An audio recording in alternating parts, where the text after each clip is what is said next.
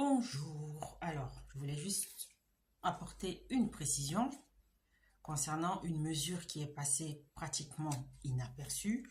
Donc, depuis le 26 janvier 2024, Gérald Darmanin, ancien ministre de l'Intérieur, a fait passer à 3 ans le délai durant lequel une OQTF peut faire l'objet d'une exécution forcée. Je m'explique.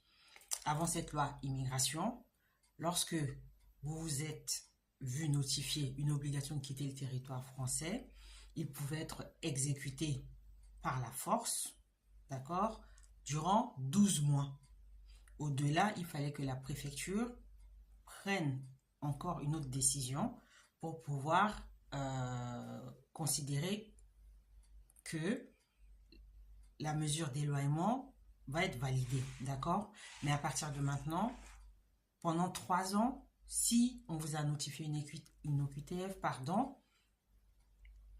elle produit des effets. Durant 3 ans, elle peut être exécutée. Donc, les 3 ans courent à partir de la date à laquelle cette OQTF a été prise. D'accord? Donc, j'en parle parce que je sais que l'obligation de quitter le territoire français, c'est une décision qui est arbitraire. Peu importe que vous soyez étudiant et que de toute façon, vous arriviez à la fin de vos études, et que vous demandez un renouvellement ou une autorisation provisoire de séjour, vous pouvez faire l'objet d'une OQTF.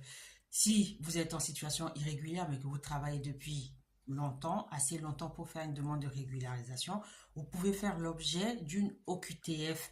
Peu importe, même si vous avez un titre de séjour vie privée familiale, vous pouvez faire l'objet d'une OQTF suite à un refus de renouvellement de titre de séjour. Donc, c'est totalement abstrait, d'accord? C'est subjectif. Et c'est la raison pour laquelle j'en parle aujourd'hui. Sachez que depuis 2024, une OQTF peut faire l'objet d'une exécution forcée durant 3 ans. Donc, une OQTF notifiée même avant 2024 est valable maintenant 3 ans. Donc, il est important de tenir compte de ce nouveau délai d'application, éventuellement si vous souhaitez effectuer des démarches à la préfecture. Quand on parle d'exécution forcée, c'est-à-dire qu'on ne vous demande pas votre avis. Vous allez à la préfecture pour un rendez-vous, on vous prend, vous pouvez être assigné à résidence ou placé en centre de rétention administrative. Vous faites contrôler dans la rue ou dans un train, dans un bus, etc.